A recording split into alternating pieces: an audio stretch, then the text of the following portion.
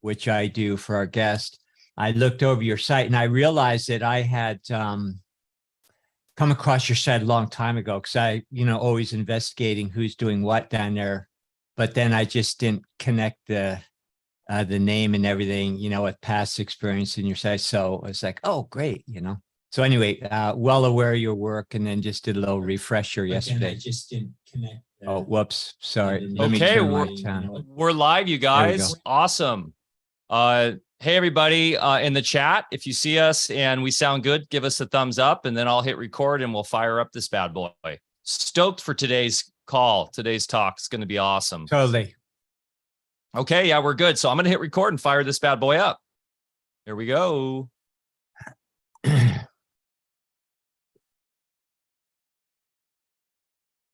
And boom, we're back for another episode of Alfacast. I'm Mike Winter, and I'm here as always with amazing, wonderful Dr. Bear Paul Lando up there in the South Fork of the Smith River. I'm on the Middle Fork of the Smith River up here in the great state of Jefferson, where freedom still reigns supreme. Summer is in full kicking motion. Everything's in bloom. The gardens are looking lovely.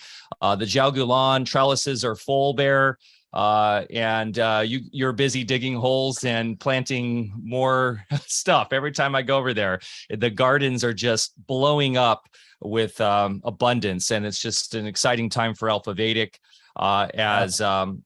Everything is in bloom and beautiful, huh? I barely made it this morning. I'm a little disheveled here. Sorry, I have to gather myself. I had an early start. The last few nights we've been kept up by this teenage bear who doesn't know the ropes yet, so we're trying to train him. And he was on the deck again last night trying to tear stuff up, so I had to go have a talk with him. This morning I had to repair a main irrigation line, with our main water thing. My granddaughter wanted to go fishing at 5 o'clock this morning, and so anyway, just a few minutes ago, I realized, geez, we're on in 15 minutes. So I threw on some stuff and here I am. And Eileen, so amazing to have you here today. But I'm going to pass it back over to Mike. He'll give you a proper intro and then we'll just have a great conversation. Yeah, today is going to be an amazing talk. I just had a session with the great Eileen McKusick yesterday, and it was really groundbreaking for me. And we'll talk about it today. It was not expected. I got to be honest, doing it over Zoom. It was really impressive. So I can't wait to share some of my own personal experience with this work and hear more from Eileen on her perspective on it, because I'm still kind of reeling from it. And yes, it was just fantastic. Real quick, on one last little note, and before we start, Music and Sky, we have 2 days left for the $100 early bird ticket discount. So if you are looking to come to Music and Sky and want to save $100, pull the trigger now. Go to musicandsky.com, and the code actually you can use is Alfa Vedic 22. Alfa Vedic 22, and that gives you $100 off your ticket, and that includes farm to table food, all the amenities. We have beautiful bathrooms, heated swimming pool. We'll have a children's stage, vendor village, 24/7 art gallery, and everything else that comes with it. And Eileen may even be coming now. We talked about it a little bit yesterday. Ooh. So yes, and Chance Garton, homie, who's helped us connect with this today, because he's the one who really wanted to see this talk happen. Now he's super pumped and wants to come out. And so it's just this cascading effect of all these beautiful souls, all these great thought leaders and people changing the world coming together in this vortex that is Music and Sky. So very exciting. And then anything else, Bear? I think that's good. I'm telling you guys, we're getting very close to launching our private membership platform. Thanks for being patient with us. It's just tough because summertime's busy on the farm, and we're a small family operation, and we're doing it all ourselves, but we are getting very close to that. So we will announce that through our mailing list once that launches. If you're not on our mailing list yet, please join our mailing list at alfavedic.com. Also, please join us on Telegram, t.me/alfavedic, or at Discord at alfavedic.com/Discord. Okay, without further ado, go ahead. On our membership site, sorry, one quick thing. We'll be, like, we have a law seminar coming up pretty soon. We'll be recording it. that'll be available behind the scenes for the members in our, the different tiers of membership. We'll be doing workshops here on the land and, laboratory herb preparation. We'll be doing agriculture workshops. We've got a mushroom workshop coming up right after the law one, where we'll show people how to make mushrooms part of their food forest at home, wherever they live. We'll be doing sound therapy things too, which, we'll talk about today. So Mike, sorry to interrupt, but go for it and let's get going here. Awesome. Yeah, I'm really looking forward to that with Marcia we need to do an Alfacast with her as well, Bear. Bring her out more to the public because she is next level when it comes to law. And speaking of next level, today we have Eileen McKusick on, tuning the Biofield. Alfacast endeavors to present an eclectic array of interview guests and subject matter reflective of the Alfa Vedic team's collective experience and expertise. Integrative medicine, biodynamic agriculture, sustainable economics, and the universal intelligence that sustains all of the above has been our domain. On this Alfacast, we are thrilled to have what will assuredly be an enlightening conversation with Eileen McKusick, a researcher, award-winning author, and founder of Biofield Tuning, a groundbreaking sound therapy modality. Having spent over 20 years researching the electromagnetic field that surrounds the human body, the quote-unquote biofield, she has meticulously mapped it, revealing the influence of magnetic fields on our physical, mental, and emotional well-being. Eileen has trained thousands of healers, clinicians, and practitioners to utilize biofield tuning in their healing practices. She's discovered that the human biofield contains a very specific anatomy and physiology, and that it can be successfully modulated with the tone of a simple medical tuning fork to produce consistent and useful therapeutic outcomes. A dynamic and inspiring speaker, she presents internationally on biofield science, therapeutic sound, consciousness, electricity and plasma, and human health and potential. She has presented at the Electric Universe Conference, Ubuntu Fest, the Global Sound Healing Conference, and many more professional gatherings. Based on her master's thesis, exploring the effects of audible sound on the human body and its biofield, Eileen's book, Tuning the Human Biofield, won the Nautilus Award and received widespread acclaim. She is currently working on her second book. Actually, that book is out now, which Bear, you have in your possession, Electric Body, Electric Health. And she's the founder of the Biofield Tuning Institute, which is partnering with the Consciousness and Healing Initiative and the Institute of Noetic Sciences to apply the scientific method to the biofield anatomy hypothesis. The Biofield Tuning Institute is also spearheading the outreach programs Tuners Without Borders, which seeks to bring biofield tuning to at-risk populations around the world. Wow, Eileen, you have your hands full doing so much. Bear, take it away.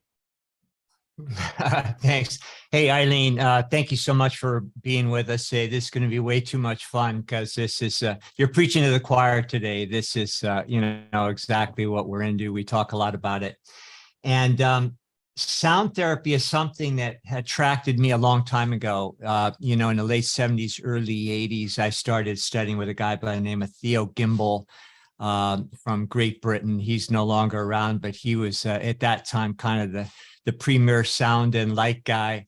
So I got my start with him. And then right after that, I became friends with a German composer, conductor, Joseph Gunzinger, who traveled the world collecting these big gongs. I mean, these huge, gongs. And he had a sound room in Hawaii where we all lived, just spectacular, all acoustically proper and everything.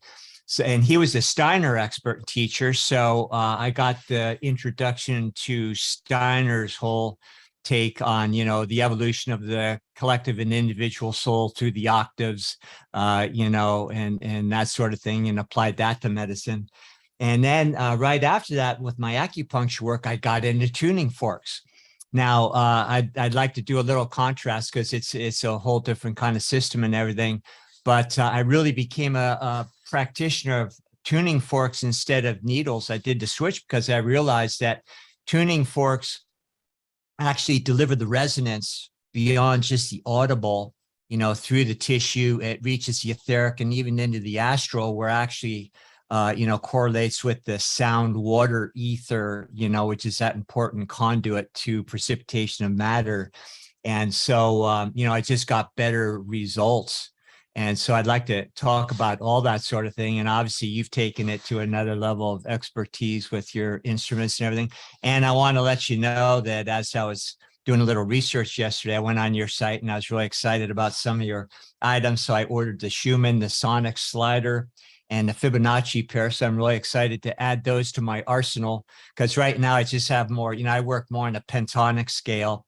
Actually, the original Chinese pentatonic scale kind of merged with the heptonic scale, more with Western music that I learned, and then kind of use that in an acupuncture format. So I'm really excited to hear, about how you apply your therapy and everything. So also along the way, if we could, I'd really like to go through a few of your tuning forks, maybe have you give a little explanation so our audience understands maybe how they can apply this, use that at home, and just get familiar with your whole system. So maybe the first question I have for you is, how did you get in all this sound business in the first place? Well, I got into healing for the same reason why a lot of people go into it, which is the interest in my own self-healing. When I was 17, I became bulimic. And when I was 18, I tried to stop and I couldn't. And I discovered that I had this disconnect between my conscious mind and my subconscious behavior, and that I wasn't in control of myself, and that I was engaged in very compulsive, addictive, shameful behavior that was really debilitating. And my mom tried to bring me to our family doctor, who we'd just gotten because of our health insurance. And he and I got into an argument over whether reality was subjective or objective. And I was insisting that reality was subjective, because the only way you could perceive reality was subjectively. And he threw his hands up in the air and said that he couldn't help me. And so I was kind of on my own to figure out how to heal. And I started reading self-help books.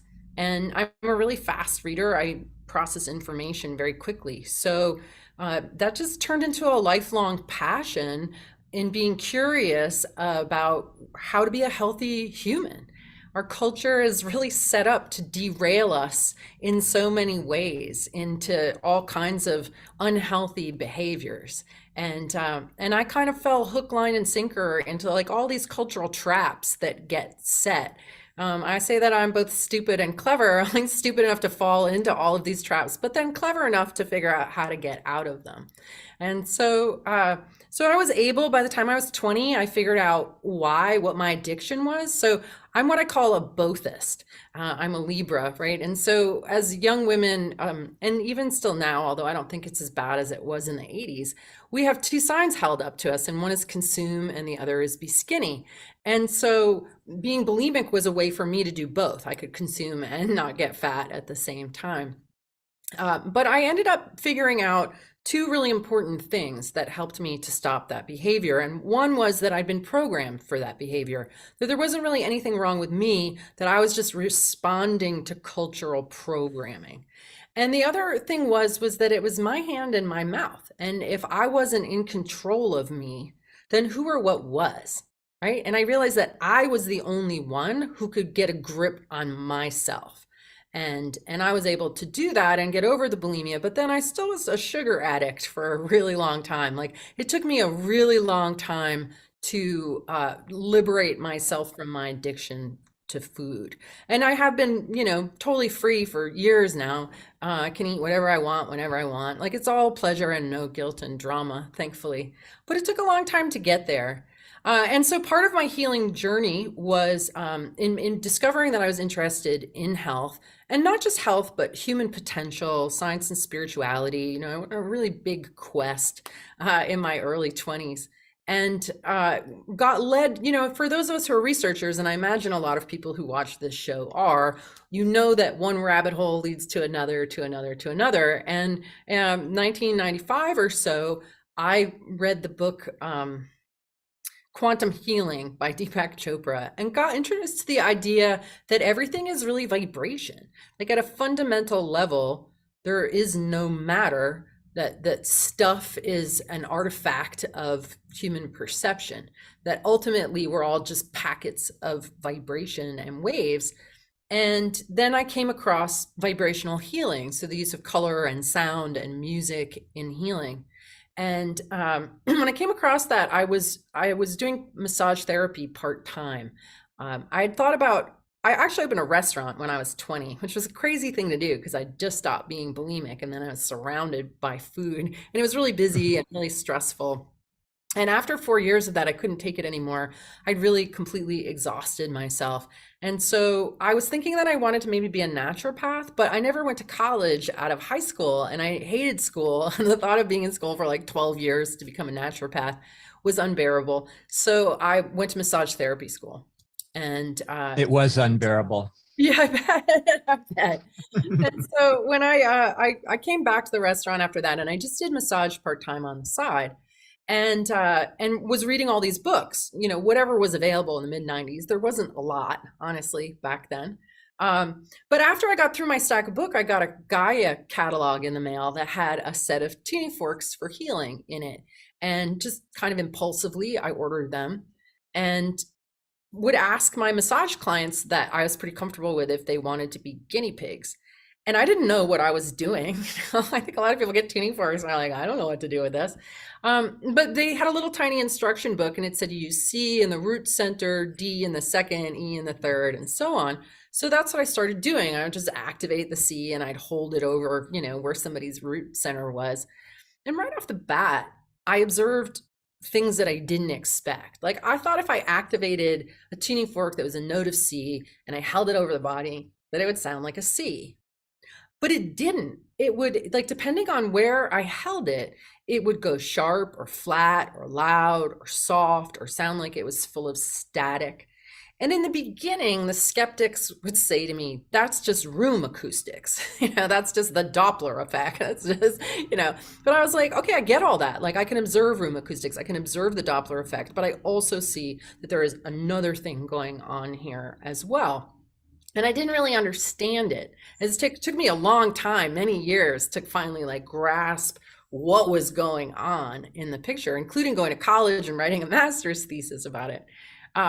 But so two things that I observed was that, one, in certain areas, the fork would go really loud. Like if I was using the G over the heart and I was sort of scanning the upper chest, I would find that if I passed over one shoulder, that it would sound loud there. But then when I kind of passed through that zone, it would go quiet, and it would be quiet like over the energy center. And I made the observation that I could actually move these loud spots around with the tuning fork. It was like the tuning fork was a magnet, and that was like an area of magnetism, and just like using a magnetic stylus to move iron filings, like I could move the loud spot. And so it would sound loud at the shoulder, or they might be saying that they had pain there, and then I would move it to the center, and it wouldn't be loud over there anymore, and it would be loud in the middle now. And then they go, wow, I don't have shoulder pain anymore. So that was one observation, was that I could move loud spots. And the other was, whenever I got into an area where it sounded like fuzzy or full of static, if I just held it there for a little while and kept on, you know, activating it and reintroducing it to that zone, that after a little while it would sound harmonious. It wouldn't sound dissonant anymore. It would sound more clear. And so people started reporting to me that they had, you know, that they didn't have pain anymore, that they slept better, that they didn't fight with their spouse. And so my massage clients would come back in and say, do that sound thing again. And so in pretty short order, I stopped doing massage and just doing sound. And then I got really creative with it, because I wanted to do like all the vibrational medicine things. So I got colored light bulbs, 100-watt colored light bulbs in every single color of the rainbow. And I got this gooseneck lamp that I would like screw in whatever colored bulb and put it on the center. I got a surround sound stereo with a subwoofer under the table, and I play musical selections and I do tuning fork work. But then over time, I moved to an office where I couldn't have the subwoofer, and there was no point in surround sound if there was no subwoofer, in my opinion. So that went out the window. And then my lamp broke and I never replaced it. And I just ended up focusing on the tuning forks, which I ended up doing as a hobby for like 10 years. I never wanted to do it as a vocation, because in Connecticut in the 90s, when I told people I was doing sound healing with tuning forks, like you can imagine the kind of response I got. Like, people were really dismissive, and in a mean way. Like, people were really skeptical and just so like, bah. And there's just something about tuning forks that just says fruity, says woo woo, airy fairy, new agey. And I'm not like that, I'm actually very grounded, very practical, very linear, very logical. And so I didn't want to be seen as like the tuning fork lady. I was like, yeah, just as a hobby. But 26 years later, I'm doing it. Yeah. Isn't it amazing how people will project those kind of judgments on things they don't understand? And, the sound therapy is the oldest thing on the planet, actually. My orientation of it was with Chinese medicine. And who is a guy, centuries ago, Ling Lun, who was considered the master musicologist of the time in that culture. He was commissioned by the emperor to figure out this whole tonal scale, because they created their entire society based on music. And the music was designed to have not only a balance, but an evolving society and population. So everything they did was based on this. And Ling Lun figured out the original pentatonic Chinese scale by going out into the mountains in this special bamboo and cutting bamboo pieces. And he found the exact lengths of the bamboo in order to create the different tones, because when they talked about the 5 elements, they were talking about tones. You mentioned G, well, that's the metal element to them. So that was just a metaphor for what they understood as the resonance that creates all matter. And the interesting one, F sharp, which was the earth element, they found that associated with a frequency of 81, and 81 is 9 squared, 3 to the 4th. And it also creates geometrically a square within a circle. That's why their original coin, is the hollowed out square with the circle, which is the inverse of what we know in waveform physics, with the sphere, creating within the cube. So down here on the ground, everything's like the mirror image. So they were onto all this like crazy stuff a long time ago. And they used to use these flutes cut in different lengths to represent each one of the 5 pentatonic, elements in the scale there. And that was their original form of medicine. But tuning forks actually do it a whole lot better. Wanted to ask you a quick question. I just thought of it. I was talking to Adam Bigelson yesterday, because we just did a thing with microscopy. They're doing a university. And he was telling me about your guitar prowess. And he said that you're giving up 6 strings to become a bass player. Is that true? No, that's funny. I was talking to Adam Bigelson yesterday too. And Adam was my guitar teacher for a while, and I was really loving it. But then I went through an experience of 3 weeks of not playing while I was living in Jamaica, and my nails grew. And I'm so embarrassed to admit that I'm so shallow and vain. But I decided that I would rather have long nails than play guitar. So now there's a saxophone sitting in my living room waiting for me to play that instead, because I can have nails and play the saxophone. So that's funny. Yeah. Well, just as a segue into your area of expertise in electric body, I think it's interesting. You're a Libra. If you look at Libra, the constitutional cell salt, the inorganic element, is all about balance. It's about creating balance within the pH, and the pH, of course, is that electrical resistance that dictates how fast or slow the electricity is flowing through your body. So anyway, I think you're kind of set up perfectly to come in here, because the cell salts, they're the capacitors that create the resonance, which is the music, coming from that astral plane. And so here you are, with that particular constitution, and it's all about using resonance to find balance. So maybe with that, I don't know, it's a great segue, but let's maybe get into electric body and how you look at that. Yeah, absolutely. I was actually born in the middle of the day, in the middle of the week, in the middle of the month, and I'm a Libra, and Oh, wow. my work has been all about balance. So it's, I guess, it's sort of meant to be in the astrological realm. But yeah, this whole idea that our body has an electrical system is something that we don't really talk about. Like, a lot of people might be familiar with the book, The Body Electric, that was written by, I'm sorry, I'm having a Becker. blank on his name right now. What did you say? Is it Becker? Yeah, Becker. Robert O. Becker, Yeah. right? And he also wrote a Mhm. book called Cross Currents. And I read The Body Electric when I was writing my master's thesis, but I recently picked up Cross Currents and I was reading through it. And this book was written in, I think, like 1981, and he's talking about the body's electrical system. And like nobody seemed to follow in his footsteps because it isn't anything that we talk about. Like, if people are trying to allude to the electricity in the body, they tend to refer to the nervous system. But really, our entire body is electrical. And it's really one of those cases of like not seeing the forest for the trees. Well, most people realize that your brain waves are electric. If you get an EEG and they put those electrodes on you, they're reading the electrical waves that are coming through your skull. Like, they don't stop at your scalp, like they propagate away from your head. That our heart is electric, our heartbeat is electric. If your electric heartbeat gets kaflooey, they give you a pacemaker to regulate that electric rhythm. Our bones are crystals that make electricity when they're compressed. Our fascia, our collagen, all are semiconductors that are continually conducting light and energy and information. Our digestion is electrical fermentation. Our gut bacteria is electric. Our blood carries a charge, right? So you're like, oh, wow, like there is a whole electric current running through the body. And anything that has an electric current running through it has a magnetic field around it. And it's this magnetic field that the term biofield is used to describe. It's sort of like the scientific word for aura or human energy field. And it's generally, like, I've kind of gone rogue and changed the definition to suit my own observations, because I see the biofield as the electrical system in its entirety. You can't separate the magnetic field from the electric current. It's really one and the same.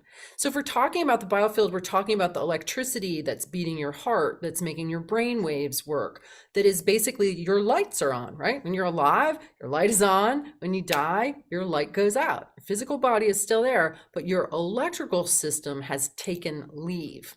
And some people have even seen light come out of people's bodies when they die, and they've actually weighed people and found that you lose just a little tiny bit of weight when you die, because the electrical system, the electric body, has mass. And this is something that I've observed working with it, that it actually has mass. So this idea that that we're electric and that electricity is the energy in energy medicine. I mean, it's really the same thing as chi. When we're talking about chi, you're talking about the life force, the yin and the yang. It's like the positive and negative charge of electricity. And I think Chinese medicine has a much better understanding of the subtleties of it and how it works in the body, whereas our chemical mechanical view of medicine has really eliminated the whole electrical system from the body and then taken energy medicine and like put it off in the realm of woo woo, like, oh, that subtle stuff, it isn't even there. It's your magnetic field. Like, there's been devices around since the 50s called squid magnetometers that are able to detect a magnetic field as far as 12 feet away from the body, right? So this is all very simple and matter of fact and based in science we already know. It's just that we're not taught about it. And then it's the whole idea of it has become like taboo. It's like, oh, that's that woo-woo stuff. But it isn't. It's just how we're built. And so I see the electrical system as a torus. So basically it's a bubble, a plasma bubble with a double layer boundary membrane on the outside. And that field extends around 6 feet around us and about 2 feet above and below. And energy circulates. So we draw a negative charge up from the surface of the earth. We draw positive charge from the atmosphere and the sun. And these two currents spiral around like the Ida and the Pingala that's represented in the Vedic representation. It's just positive and negative electricity. And then that circulates through the whole toroidal field. And what I discovered was that our memories are stored in this electrical system. Right? And if you think about it, everything we see, smell, hear, touch, taste, feel, experience is all an electrical impulse in the body. So it would make sense that our history is stored in our electrical system. And I would even go so far as to say that like our electrical system, our plasma body, our light body is the same thing as our soul.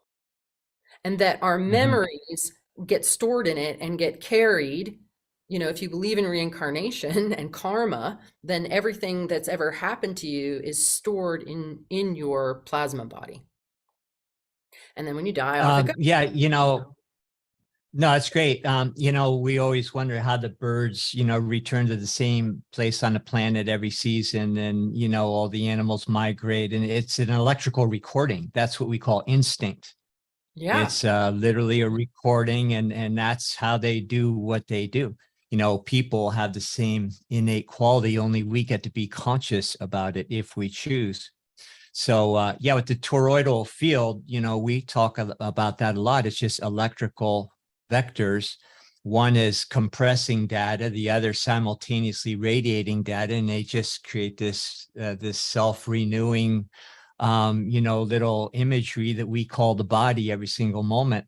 And you know, we do a lot of in my work, I do a lot of measuring that toroidal field and measuring the distortions and everything with different radiesthesia procedures and everything. But you know, we're talking about resonance with what you bring to the table here. And if you look at the astral level, if we're talking about electricity still, that's that level of the ether, or also corresponding with that level of our body, where the emotional content, you know, creates a velocity so that things can really pick up enough steam to, you know, impact and manifest on the physical. And that corresponds with the sound or water, or what we also call the number, you know, because that all has to do with frequency, that level of the ether, you know, which has been conveniently omitted from science. So if we look at the water element, that level of ether as the last level before precipitation into matter, it does everything by resonance, which brings us back to electrical vectors, because an electrical vector, of course, is nothing but a polarization. Like when you pluck on your guitar string, it vibrates, the polarization creates a resistance, and then that resistance is what we, you know, hear with our ears and what vibrates through our body. So bringing that back to tuning forks, I haven't found an instrument really that works as good as tuning forks to be able to deliver specific frequencies right into not only the audible range, but also to vibrate through all those levels. So with that, tell us how you decided maybe to you know, develop some of your tuning forks and why they might be most important if people want to get into this. So that very first set that I got was called the Solar Harmonic Spectrum. It was a C major scale. I used that set for about 15 years. There was at one point where I started to feel, and that this might have been in like maybe 2004, 2005, I started to feel like I needed a different set. And I went online and there were so many sets at this point, and I just kind of closed my computer. I'm like, how do I know what to pick? Like, I don't know what ones to get. And then this is an absolute true story. The very next day, I ran into a friend of mine that I hadn't seen in a while, and she said to me, have you ever heard of solfeggio tuning forks? I met somebody the other day that uses them. And I was like, no, I've actually never heard of them. A couple of days later, I had another friend reach out to me via Messenger and say, hey, I just saw this presentation about solfeggio tuning forks. Have you ever heard of them? And I said, well, yes, actually, I just heard of them the other day. And then the next day or the day after, I met a girlfriend for lunch, and we sit down at the table, and she pulls this book out of her bag and puts it on the table. And it's called The Healing Codes for the Biological Apocalypse by Leonard Horowitz. And it's the story of how these solfeggio tones came into being. I know Leonard. Yeah. And so I had 3 people tell me, you know, within just a few days, bring up solfeggio 3 times. And this turns out the solfeggio set is based in the number 3, 3s, 6s, and 9s. And so I was like, okay, universe, I got it. Thanks for the clear signal. I went out and I got the solfeggio set. And that's a 9-piece set.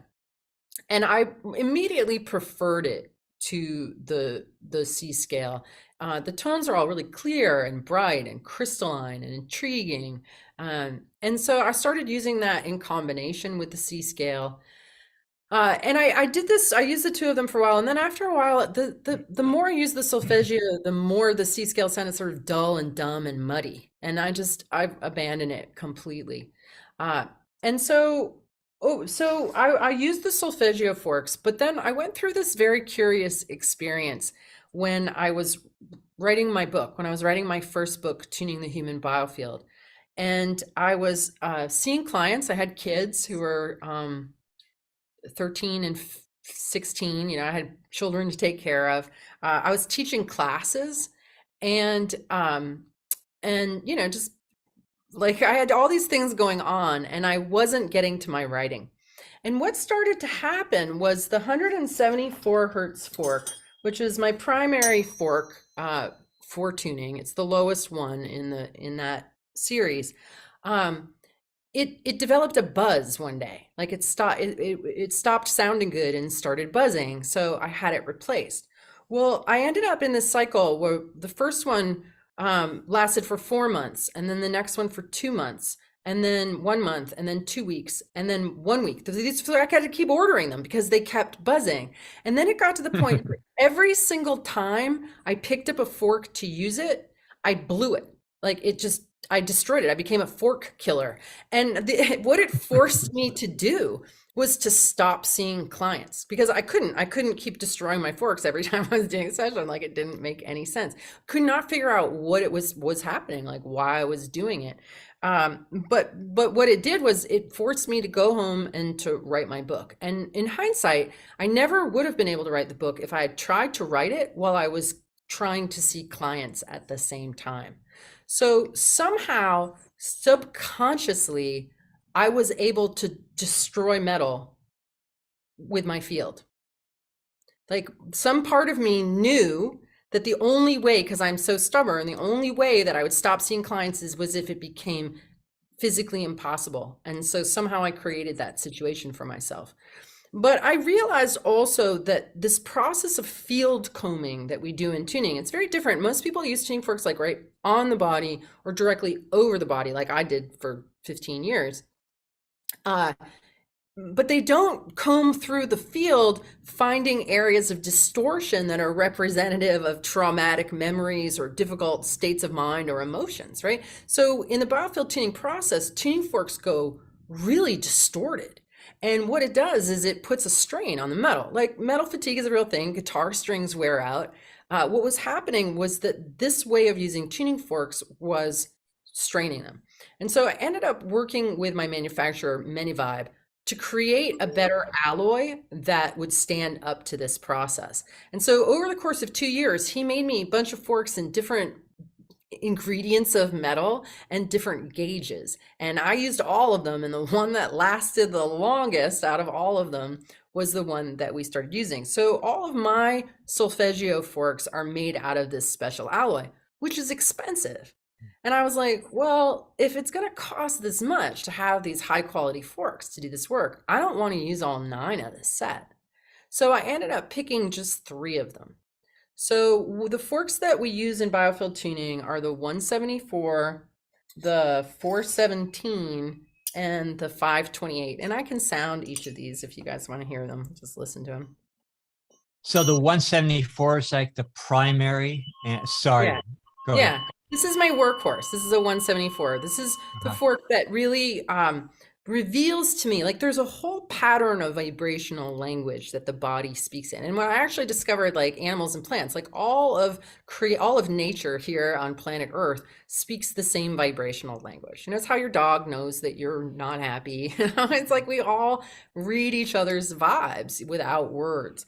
And the tuning forks, enable me to read the vibrations that are present in the standing waves around the body. They're like an invisible ink decoder. And there's this whole like Braille sonic language in the field that this particular fork really reveals in its overtones and undertones. For example, if we get into an area where somebody is harboring the vibration of depression, it sounds like the fork will go from being like to it gets in that zone. It's like because those undertones are just, it's like making what is there and inaudible audible. It's really pretty wild. Fear has like a pulsing quality. You can hear it. Anger, sounds hot. It's just like if we're listening to a sad song. Like, I don't need to tell you, Bear, like, Bear, this song is sad. Right? You're gonna be like, duh, Eileen. Like, I can tell this song is sad, right? We just know, we resonate with that. And it's the same thing with the way that the tuning forks reveal the emotions that we've generated that are in our memory bank, that are in our electrical system, stored in a very specific anatomy and physiology. So for example, every time you feel sad, you generate a particular waveform, and that gets stored in the part of your biofield off your left shoulder. So if you generate a lot of sadness that you don't express or discharge, you're going to start having left shoulder pain. You're going to start having issues with your left shoulder because you're piling up your magnetic field and electric charge in that area with all of those emotions that are getting stored there. So would the 174 be mostly diagnostic, or does it itself have therapeutic value as far as starting to disperse those congestions? Well, a lot of forks can be used to disperse congestions, but one of the things that's happening in this model is that the tuning fork is acting in a number of different ways. It's acting as a mirror, right? Diagnostic. It's like, oh, here's an area of dissonance that we can hear and feel. And so I'm just going to keep activating the fork in this area of distortion. And what it does is it reflects back to the body that the body is sort of like, you don't know that your hair is a mess and you have a poppy seed in your teeth until you look in the mirror. Right? And what do? You fix your hair, you get the poppy seed out, right? You straighten yourself out when you have a reflection of your own dishevelment. And our organizing intelligence is exactly the same way. As soon as the body hears that it's sharp or flat over here, it starts working with that input immediately to adjust itself so that it hears itself as harmonious. So it acts as a mirror, it acts as a metronome because it has a steady, coherent rhythm. So the body can balance its own rhythms against it, right? Because we're rhythmic, we're tonal, and we get out of tune, we get sharp or flat or off rhythm or off balance. So the body, I'm not healing you. I'm just a technician finding where you have distortion in your field, reflecting that back to you, and your conscious mind doesn't have anything to do with it. Your subconscious mind uses that input to basically auto-tune. And then it acts like a magnet, because any place where we have distortion and we have a traumatic memory, there's usually an accumulation of energy. We call it biophotons in Biofield Tuning, that light is trapped there. That's your consciousness, your potential, your overall, battery energy is sort of frozen off in this memory. It's the same idea in shamanism, that when you have a trauma, a bit of the soul breaks off, right? And what does the shaman do but go and retrieve that bit of soul and bring it back to the body, then blow it or place it back in the body. So when I first started working in the field and discovering that I'm like, wow, this is like sonic soul retrieval. I'm like finding bits of that you left behind in childhood and actually liberating that light and using the fork like a magnet to guide it back into the central channel of the torus and back into circulation and flow. So the tuning fork is acting in a lot of different capacities there. It's also kind of breaking up that area of charge, because sometimes even I'll come across, you can have scar tissue in the body, you can have scar tissue in your magnetic body too. And so there's certain areas where we really have to kind of work it out to get it to release. So the tuning fork, becomes like a comb, you're just kind of grooming the field and getting everything in order. Is this why back in the day with the origination of the solfeggio, I know it goes back to biblical times, but the monks, of course, were famous for chanting in these sort of frequencies, and this was a way that they could communicate and heal each other or heal themselves through this chanting, right? So really it's it's interesting how I have questions about how consciousness plays into this, because consciousness is where everything comes from. And so really what we're talking about here is the emanation of consciousness through these frequencies, right? So I always wonder, like what we did yesterday, which we'll talk about a little bit later, Eileen, but the effect of the person behind the tuning fork, the consciousness emanating through the frequencies, doing the work beyond the frequencies itself. And I'm curious if you have had different experiences depending on who the actual practitioner is. And maybe I'm jumping the gun here a little bit, but in tunes with using the fork themselves, because for what I see these as carrier waves for consciousness itself. So what is your opinion on that? And then also when using, like, here I have your sonic slider, which is badass. So when I'm using the sonic slider, does intention matter? Putting my intention into it, and using that as a carrier through my, like we were talking about yesterday, working on my bone spurs and my in my wrist here, using it through my fingers and such. What's your opinion on that? Yeah, intention definitely makes a difference. Sound is a carrier wave of consciousness and intention. And when I first invented the sonic slider, I have one here too. I invented it for another shallow vein thing. I created it for anti-aging. I was starting to look like Clint Eastwood because I'm always frowning at things being stupid or whatever. And so I was like, oh God, I'm getting older and that's really showing up. So I invented the sonic slider as a tool to basically rejuvenate my face, to relax the lines on it. But then I discovered that when you look better, you really feel better. I mean, they really do go hand in hand. And if you have a lousy day and you get home and you look in the mirror and you're all like, ugh, and then you just hang out and like iron your face, and then you're like, oh, I feel so much better now, because our face really does carry our emotions. But then I decided to see what would happen if I used it on my body. And in just the end of December in 2018, I started using it on my body by activating it and by sliding it. So this has an extra long handle. And I started just spending like 10 minutes a day, basically the way that you dry brush, where you go towards your heart. And I did it with the intention. What I was saying was, I have the body of a teenager. Now, this is not what I'm recommending that everybody use. It's just what came to me. And I was like, oh, I'm just going to do this. Well, I had a very remarkable experience of losing a whole bunch of weight really quickly with the sonic slider. I went from being a size medium to a size extra small in just 5 weeks. And my husband said, my wife hit menopause and suddenly developed the body of a teenager, said no man here. But that's exactly what happened. And people started looking at me and saying, you look like a teenager. And I was like, well, my intention is working. Like, it was really weird. Well, manifestation, right? We're talking about manifestation, which comes down to geometry, comes down to a conscious and attention. And really that's the other aspect of the science behind this, is the geometry. The solfeggios 369, of course, represents the Trinity, represents the core aspects of the divine. And so we're playing with this geometry. And I'd love to hear some of your thoughts on this, on the solfeggio more, because I'm fascinated by the solfeggio, have for years as a Reformed Catholic. Growing up in, with the organ, solfeggio tunes and the chanting and singing. So there's some sort of geometry at play here, right? That's connecting us to the divine. And then when we use our consciousness with manifestation, this is just an amazing tool to allow that manifestation to come forth in the denser realms of our physicality quicker, is how I see it. Oh, and by the way, I put on my Electric Universe hat just as an homage to you today. This is our Alfa Vedic Electric Universe hat. I had to throw that on. I want one. I gotta have one of those. I want to come back to talking more about the forks, because you were asking me what ones I used, right? And so we're talking about the solfeggio, the 369, but the sonic slider isn't based in that. The sonic slider is based in the Schumann resonance.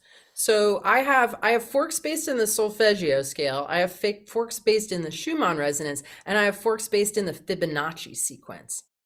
So I've got an assortment that we're drawing from. And the Schumann forks and the Fibonacci forks are my own creations. They're ones that I had the prototypes made and then started to make and distribute them. But the sonic slider is, so imagine a lot of people in the audience know what the Schumann resonance is, but it's the background pulse of the electromagnetic field of the Earth. And it's around 7.83 Hertz, but it fluctuates. And that's our brain waves when we're in an alpha state, right? When we're kind of meditating and being aware of reality beyond just the immediate self, kind of connection to. Hence Alfa Vedic, by the way. Okay, yeah. Wait, explain that to me. Well, that was one of the impetuses behind the name Alfa Vedic, was that this concept of being in an alpha state and then connecting. That's very much a Western science kind of innovation or thinking. And then Vedic being ancient Vedic, so East meets West. And then we just spelled it weird because we're weird. So, but that is the emanation of where Alfa Vedic came from, was the alpha state with the ancient Vedics right there. I mean, and it's just a cool name. Yeah, it is cool. So Eileen, yeah. Eileen, if I may hold the thought about Fibonacci and Schumann, because we want to get into that real quick. You know, with the adipose, if somebody's carrying extra weight, that's actually an electrical phenomenon. There's a chemical reaction that is in the interplay between sodium and water, and that creates a whole kind of cascading reaction so that the body accumulates adipose in order to insulate against electrical stress. And of course, the stress comes from all parts of our being. And that's why, you know, a lot of people, they'll be on diets and they can't lose weight. And that some people eat whatever the heck they want, they stay skinny. But anyway, it's an electrical phenomena in order to insulate against stress. And so since it begins on that level, it makes perfect sense to me that your slider, when you're going in there with the resonance directly into those areas, it's going to create, you know, the reverse chain reaction where there's, you know, and bring harmony where the dissonance was, and therefore no longer a need to carry the insulation. So you can start shedding weight. So I just wanted to add that, because a lot of this, you know, again, when you connect all the dots, it makes perfect sense. It's not just some mystical thing like, oh, I lost some weight because I did this. I also want to know a little bit about the, what do you call it? The boot on the end, the sonic boot. But go ahead with your thoughts on where you're going with the tuning forks, and then we can get into the accessories as well. Okay. So, so the very first custom fork I made was the 8th harmonic of the Schumann Resonance, 7.83 times 8, 62.64. And when I got that fork and I started using it, I was like, this is like the cool cat of tuning forks. Because you know how some cats are just ordinary cats, but other cats are like really cool. You know what I mean? So there was just something about that fork that was more intelligent. I felt like it would go in the body wherever it needed to. Other forks are kind of dumb. You just put it on, it kind of vibrates right there. But this one seemed to have intelligence, and it seemed to like go in and be like, oh, where do I need to go? And so I used that for a while, really liked it, decided that I wanted to create a binaural beat of the Schumann resonance. So I had the 7th harmonic made, 54.81. And those two, when you use them together, I call them the Schumann pair, whether you're listening to them in your ears and getting kind of an acoustic brainwave entrainment into that alpha state, or on the body. Basically, it supports the electrical harmony and harmonic relationship to our environment. And then I wanted to create this fork for self-care. So I actually had every single other harmonic made, 9th, 10th, 11th, 12th, 13th. I think that's as far as I went. And the 11th and 13th were horrible. They were like, you know, it's not just like, I tend to say the frequency doesn't really matter, and yet it really does, because the 12th harmonic, so the sonic slider is 7.83 times 12, it's 93.96 Hertz. And it was kind of like Goldilocks and Three Bears. It was like the 11th is horrible, the 13th is horrible, and the 12th is just right. And I knew the moment that I activated this prototype and put it on myself that I had found what I was looking for. I was in something that was universally pleasing, that was relaxing, that the body welcomed in, and you know, and it's a favorite. People really, really love this work. What was the Hertz again? 93.96. A lot of threes there, a lot of threes, a lot of Trinity. Yeah, and it's that's the 12th harmonic of the Schumann. Yeah, which is also right a 3. So So that, and then the next one that I created was what I call the Fibonacci pair. So I wanted to work with the etheric body, the geometric template that underlies us. And obviously we're informed by phi, the golden mean, the golden ratio. So I realized that if I created forks that were part of the Fibonacci sequence, that phi ratio would be embedded in a pair.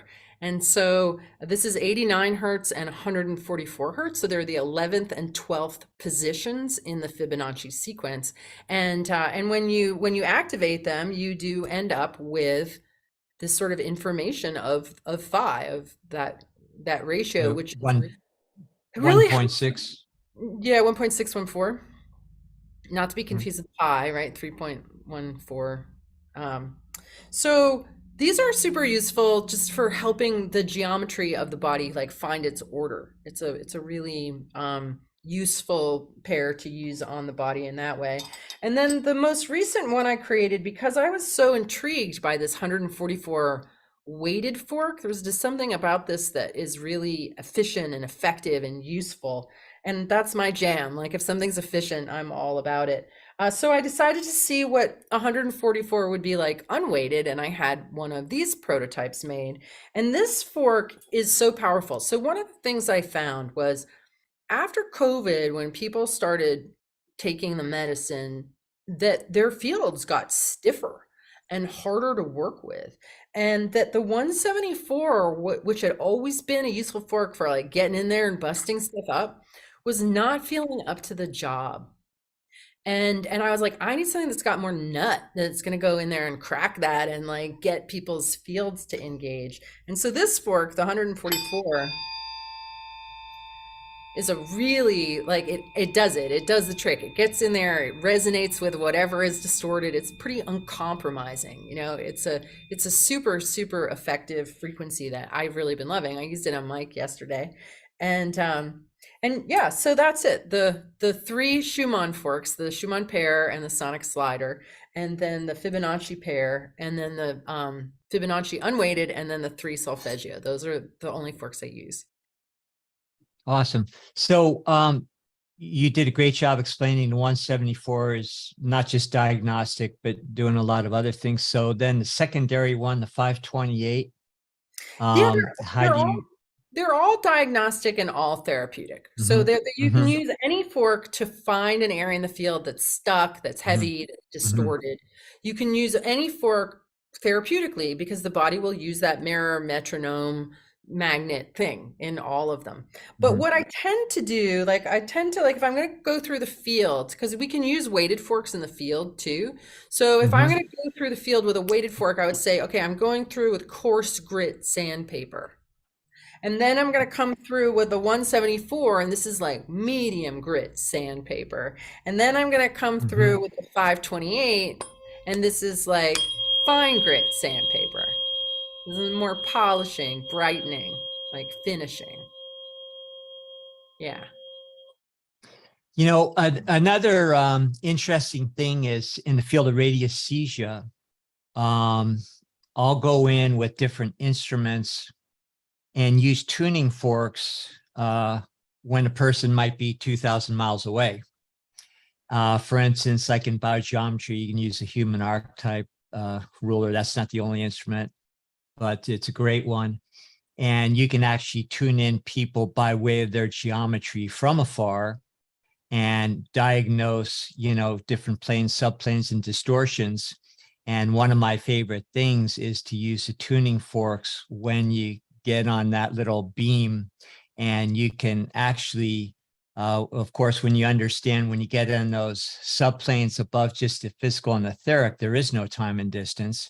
Right. So you can actually make amazing changes in a person's body when they aren't even there. You ever play around with that?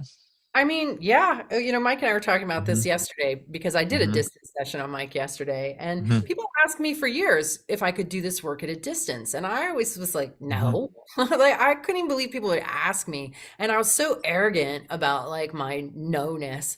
But then Dr. Carl Merritt wrote the foreword to my first book. and he's an MD who had an office, still has an office in Aptos, California. And he went through my master's thesis with me, like page by page, to make sure that it was all really solid. And then he asked me if I wanted to try to do a distance session on him. And, you know, I am a scientist, I am a researcher, I do love experiments. And even though I was convinced that it was dumb, I decided to do it anyway. And so when somebody comes into my office and they lie down on my table, at that time, I had a practice of going through their whole field. So start the field with their left foot, and I'd like adjust every single energy center. I'd make my way around, and I would read their whole history. It's like opening the book of you, and I can read it, and I can tell you everything that's going on. But we didn't have an open line of communication. So we were just connecting by intention. And so I was like, okay, I'm going to pretend he's on the table. And I went and I started working on him. And much to my amazement, the patterns of information and sound and texture that I find around human bodies was there around my empty table. And so I went through his whole field. I took notes. And when I got done, I called him and I read him my notes, and I was like, okay, you know, you had stress at these ages, this age, your mother's personality is this, your father's personality is that, you have inflammation in this area, this organ isn't working quite properly, you had a head injury at 5, da da da da. And I told him all these things, and he was like, Eileen, that is all exactly right. And I feel different. Like, I felt you working on me. I feel lighter now. I'm definitely noticing a state change. And I was like, get out of town. Like, I had to eat crow. I feel like I was wrong. I can't do this at a distance. Like, I really couldn't believe it. So then the next ones that I started to do, I did with no open line of communication. Now, I'd already learned quite a lot of the language of vibration that was in the field, but without somebody there to say, what happened when you were 13? Were you in a car accident? Like, I had to listen even more deeply and learn to tease out the nuances of these sounds. Like, I could tell if somebody went through a breakup, if they went through a move, if they'd been in a car accident, if they'd suffered some kind of betrayal. Like, all of these experiences and our responses to them have very specific vibrational signatures that I have learned to identify. And so that practice of working without the body there made me learn the language even more deeply. And I found that in some cases, the therapeutic outcomes I was getting at a distance were bigger because we didn't have the distraction of being together. And then, so crazy. Yeah, it's crazy. It's, you know, really. Well, that's true. Yeah. When you're doing distance, like with biogeometry, it's much more powerful when the person isn't there, because you don't have that distortion, you know, the energy fields of practitioner in person. You know, there's, I love the tuning forks too, the way you're explaining them, because, you know, they really become like an amplification of the senses. There's an osteopathic training I did a long time ago, and at very advanced levels of it's called visceral manipulation. You sequentially teach yourself, or the teacher, you know, assists you in learning how to read energy fields, and not only be able to discern with your hands on a body the characteristics of an emotional or mental plane issue and be able to you know, diagnose that very accurately, but also date it as far as, you know, a particular timeline within a person's, you know, lifetime. So, you know, people just need to understand all of this is actually possible with our own sensory apparatus, but it takes a lot of training, and not everybody's, you know, willing to do that kind of work. Now, when, you know, we're applying the acoustics, now you have, you know, actually an audible feedback mechanism. So I think it's brilliant. On the 144 too, I was just playing with the numbers. I don't know if you guys know about 5040, but it's an extremely important cosmic number. It's all 7 polygons, degrees added up lead to that. 1, 2, 3, 4, 5, 6, 7. If you multiply those, it leads to that, and same through 7 through 10. So it relates to the septenary cipher and 7. So anyways, I divided 144 into that, and it was even 35 times into that. So interesting. That's cool. Yeah, so there's something going on there, and maybe to look into well, deeper. That's why the sound level of the ether, the water portion, as it's called, that first fixed element, is also named the number level of the ether. So sound, water, number. It's all one and the same. And it, as I said before, it connotes the resonance. That's where when you go back in, to the Chinese musicologist centuries ago, and he found that different bamboo lengths would actually create different frequencies when you blow through them like a flute. And the one that they created as the center of their whole elemental chart, they found was the F sharp, which was the earth element. And it was exactly, if you cut that bamboo, 81 fen, fen would be like their unit of measurement back then, 81 being the square of 9. And then each of the different elements would also be a very exact number that made perfect sense in the cosmogony of resonance, which we talk a lot about, that people like Walter Russell figured out the same numbers, Tesla, the same thing. So when you get these units of measurement in certain numbers, they create a resonance. Biogeometry, the same thing. When we're creating planting beds out here, and I create beds with rocks, we do numbers of rocks to create resonance. So, it's great, because we live in a time where not only are these ancient understandings becoming known, but they're being made available for practical application. And we're also realizing it's not metaphysics anymore. It's actually pure physics. So, great. You mentioned the ether and the etheric bodies, and going back to the going over Zoom yesterday, Eileen, obviously time and space are just another concept that we get stuck in, but really you proved to me yesterday that you could definitely cross time or especially space with the tuning forks. And it was quite amazing, Bear. And I know I related a little bit to you yesterday, but the fact that during the process, how I was definitely going through some emotions and had this spinning effect, and you were feeling the spinning effect, and I was getting nauseous, and you were feeling that too, and you were actually burping, Eileen. I do that sometimes as part of a release. I never used to for years, and I would have students that would burp when they were releasing. I was like, oh, how unfortunate for you. And just in the last few years, it started to happen for me, right? But there was that moment we were both really nauseous, and I was like, whoa, I'm really nauseous. And I was like, whoa. But my own body becomes like a resonant instrument of healing too. So whatever I discharge out of myself while I'm working is also resonant with you. Yes. Yes, it was a really novel experience, and I'm still kind of buzzing off it. And it really was, this might seem, a little over whatever I'm saying here, but it was life-changing. It really was. I feel like I broke through some major stuff yesterday that was crystallized deep in my physiology that I was aware of, but hadn't really totally gone through. And yeah, so this is a protocol that I think everybody should take advantage of. And of course, the beautiful thing is obviously going to a practitioner like yourself or like Bear is important, but you can do it to yourself, which I think is very, very cool. Yeah, well, like one of the things that I showed you yesterday, right? Because you were talking about how you're on your computer so much and your hands are getting tired and messed up. And, I have two sons, young men, who have always been gamers, and they pretty much ruined their hands and wrists when they were under 20 years old. And so with them, I came up with a protocol with the sonic slider to work the hands and the wrists and, to get it all straightened out. So this has practical applications for simple problems like that.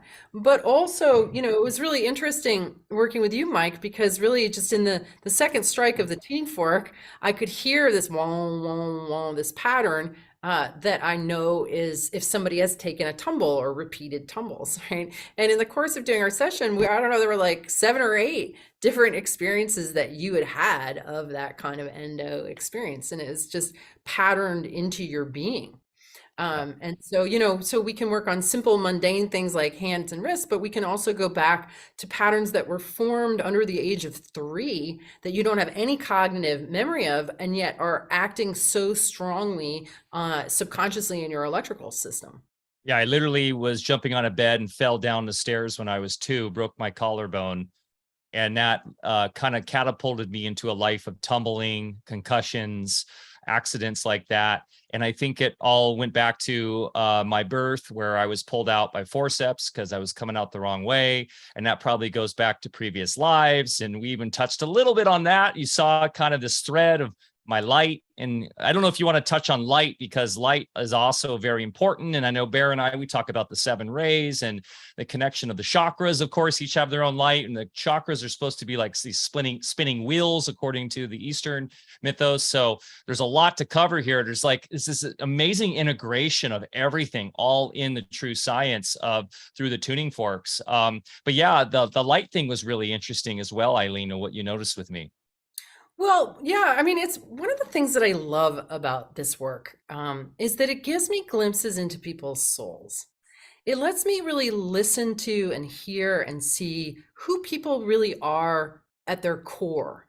And, everybody at their core is beautiful, is brilliant, is amazing. I mean, this has been my experience. Maybe there are people out there that aren't that way, but I've never had a person come across my treatment table in person or virtually who, when I really saw into their being and reflected back to them, I'd be like, oh my God, you're so beautiful and you're so amazing in this way. People always kind of shyly say to me, like, I knew that, right? Because we all do have a sense of our own greatness, but there's a lot of things in our culture that, like, oh, I don't want to be grandiose or egotistical or, and a lot of times when you're growing up, very few people look into your soul and say, I see you. Right. So there, we don't always get acknowledgement of what we are. So then we don't necessarily believe in ourselves because other people aren't seeing it. So, and everybody's soul signature is different. So when I was working with Mike, I noticed that his energy is it's very silver white, where a lot of people's is more gold white, or I might see different colors. I don't see colors like Donna Eden sees colors, but when I'm working, I kind of get an inner sense of light and an inner sense of flow. And I got very much a sense of him as like a Socrates kind of character, like a classic philosopher. There's something very noble, and like he's been around doing this for a long time in a lot of different lifetimes. And so when we remove the distortions from the electrical system and the bindings that end up in the physiology as a consequence, we start to loosen those bindings, then there's more role for like our soul, our essence, the fullness of who we are to kind of expand out into greater expression and greater beingness. And so, many people are trapped in their pain bodies for various reasons, your physical pain body, emotional, mental. We all have these twists and distortions and bindings. But as we start to loosen those and relax, we enter into a flow state and we become more naturally who we are. We grow into our potential energetically. And that is light. It is light. When we are radiant, when we have radiant health, it's because we have high voltage. It's because a lot of our electric body is present and flowing. It's not all hung up and stuck in our biofield in various places, but rather it's integrated and expressed. Also, from a practitioner standpoint, you can very much understand what we think of as pathology and how that pathology is created by a distortion in resonance. For instance, if you go into the eurythmy kind of system with Rudolf Steiner, and he's talking about moving through the 7 rays and the different octaves that are associated with it. Humanity right now is on the 4th ray, which is harmony through conflict, and we see a lot of that going on the planet. But individually at the soul level, we're all at different places. So for instance, if our resonance is stuck at that level, then the normal growth processes that would just maintain our regenerative self, which would keep us going, in youth and beauty forever, then those growth processes are then distorted and put back into the physical etheric realm. And then you start growing things, that we call cancers. So anyway, we could go in and do a whole taxonomy of disease and explain exactly how each distortion creates a different pathology as a medic would think about it. But the point is when you understand these things, then you can use the musical scales in order to help. And like Steiner did, even through dance and motion and different ways of playing out with music and with hand gestures and so forth, body gestures, you can open up those channels and then move through the octaves, so the energy isn't stuck in those octaves that are creating, say, a growth in an inappropriate place. And I've seen it with my own eyes many, many times with people I work with, where, you know, things just go away, and it's all a matter of this inner resonance just being unleashed, like Mike's talking about, and what you're talking about. So it's, yeah, it is the future of medicine. Absolutely. I wanted to ask you, have you ever worked with tuning forks with just the individual keynotes, you know, like just a normal pentonic scale, or do you kind of favor more towards, you know, what you're talking about with the, you know, like Schumann Resonance, Fibonacci, what we call the golden mean and so forth? Any experience in those levels? Just want to get your feedback. Yeah, I mean, I've used over the years a lot of Mhm. different, you know, I borrowed Mhm. sets from friends and I've used different Mhm. ones. But kind of come back to like the ones that I have. I mean, I Mhm. would say I've used a couple hundred different kinds of forks over the years. Mhm. But the ones that I've kind of whittled down to are the ones that I find just to be the most useful. And that doesn't mean that other ones aren't, you know, it's just that just for my own Mhm. application and my own experimentation, that these Mhm. kind of are, you know, the palette that is sufficient to do what I want to do. Yeah. And I think the important thing to understand for everybody is that there's a tremendous versatility with tuning forks. You know, my main use has always been through acupuncture. So I'll use the Chinese pentonic scale and the elements, the keynotes that correspond to the elements. And then if we want to sedate or stimulate something, we'll create fifths or thirds, respectively. You'll have, you know, the command points. You do your typical meridian diagnostics, and you do distal and, you know, central, local points, and then, you know, use the command points and elements, you know, related to each of the command points. And those you go into specific keynotes. But then you also know that in the keynotes, those are just the outer crude acoustics, and the real harmonics that resonate on that level that we're talking about to create the change on the astral, you know, are the inaudible stuff in between, just like the transitional elements, you know, with the keynotes on the periodic table. All the good stuff's in between. So it's all about those harmonics that are actually resonating on a different level. So yeah, there's just so much use and so much, you know, yet to discover. So tell me, with your courses, and I know you have great courses, I'd like to jump into some of them myself. How easy is this for the average person, say that's just a lay person, to pick up this and actually start making some use of it? Well, you know, it's really funny. My very first group of students, I was working on my master's in education degree, and I wasn't ready to start teaching. But I had a Mhm. group of clients who kind of bullied me into teaching them the first class back in 2010. And I told one of my brothers that I was going to be teaching this class, and he said, "Well, can you teach what you do?" And I said, "Well, I don't know. I guess I'm going to find out, you know." And what I found out was that I could teach it, and I could actually teach it very easily, because it's a very simple practice. I mean, biofield tuning is basically activating a tuning fork, starting 6 feet away from somebody and slowly walking in towards their body with a vibrating fork. When you hit an area where you feel resistance, and you can feel it, like everybody, I mean, there are some people, there are a very small percentage of people who might have very strong thoughts that they can't do it and they'll get in their own way. But if you can quiet your mind and kind of open up your senses, moving along, you're like, whoa, I'm stuck here. Like I'm being grabbed, and it feels different. It's vibrating different in my fingers. Like it's and I can't get through here. So all you do is you hang out until it settles down and you can get through. And you just keep going to the next spot. And we're like, oh, here's another one. And then the body will resolve it. And then you've kind of created what I call a pile of photons, and you just bring those and you drop them in the midline. And so it's really just kind of click, drag, and drop the whole way through, get it to the midline, integrate it, and then we focus it. We do what I call columning, where we go away from the body. So biofield tuning is simply whoop, whoop, and that's it. And so people are always like, well, what do you do to treat this? And what do you do to treat that? And what do you do to treat this? And I'm like, whoop, whoop. That's what you do. Like it couldn't be any simpler. So anybody can learn it. And you know, the language, like I'm able to really tease out deeply the language. But I have practitioners who've been working for years. And if I get worked on, I have 10 teachers who teach our certificate course, and getting worked on by any one of my teachers is like being worked on by myself. Like they've all learned the language, come to understand the nuances. It's just like if we were to drop you in a foreign country, you wouldn't understand anything at first, but in pretty short order, you'd be like, oh, that sound is that, and this sound is this, and those sounds strung together is this. So there's just a whole language of vibration. Some people learn it more readily than others, but some people learn languages more readily than others. So it's a pretty easy practice, and you can do it on yourself.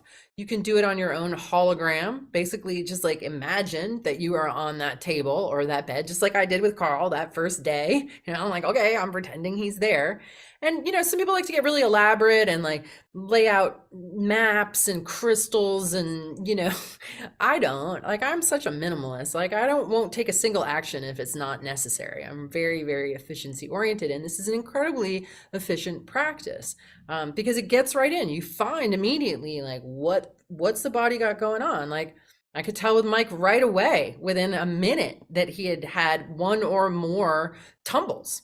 It was just, we got right into the core issue in his system, which was that his memory bank had all of these experiences of tumbling in it. And so it was that vibration, that experience of tumbling is running all the time in his system. It's a core issue that very few people would ever be able to diagnose, but I could hear it in the second strike of the fork that that's what was going on. And so just tuning into that and giving the body that reflection. Like basically all we did was just sit there and let's listen to the fork and see what happens. And it was cool too. It was cool too because towards the end, I could start hearing it.